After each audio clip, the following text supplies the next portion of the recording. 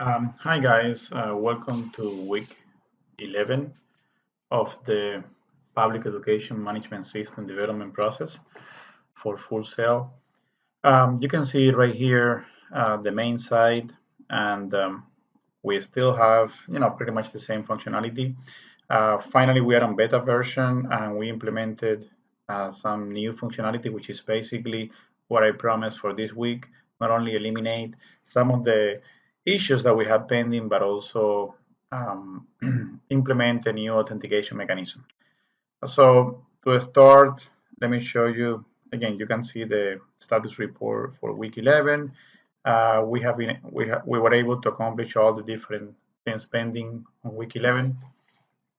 Um, so on the timeline, we completed the second milestone. So we only have pending the third milestone, which is the final release.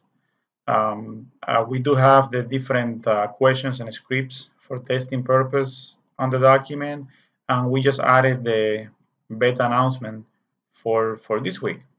So again, the document will be provided to you, but now going back to the functionality of the application, one of the things that I had as an open issue, and let me go to GitHub and to my name so you can see the actual open issue that I had.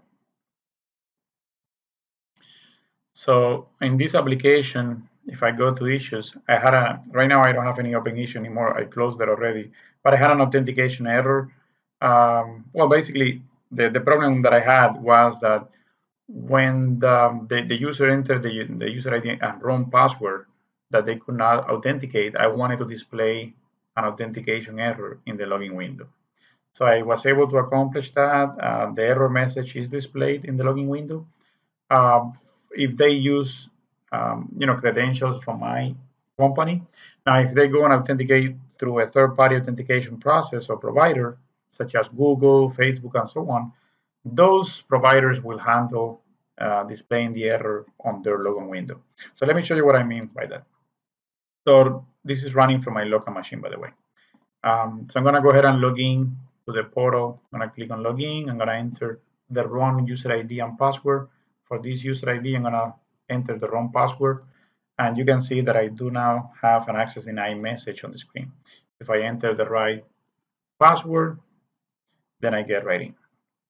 So that was the issue that I have open.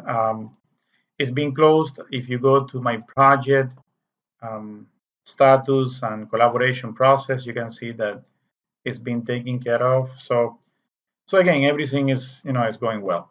Now, coming back to the authentication process, the other thing that I added for this week was the ability to sign in with a third-party provider such as Google.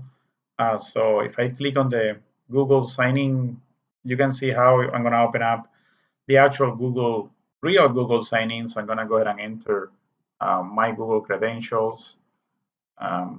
And I'm going to click on next and enter my real Google password. You can see that it's actually my Google account. So I'm going to enter my password. And as soon as I authenticate with Google, it comes back and opens up. You see, right now I have a mapping done. And let me show you real quick what I mean by mapping. I have another table, an additional table that is mapping my Google ID with my internal company user ID. And of course, I have the email as a second validation process. But because of this mapping, now when you authenticate to Google, I know who you are, and I'm able to log in your local, not only the Google access token, but also my company's private access token, and give you access to your information. Basically I know who you are. So that's why you're getting access to your courses and your information. Even though you were not authenticated by me, you were authenticated by Google.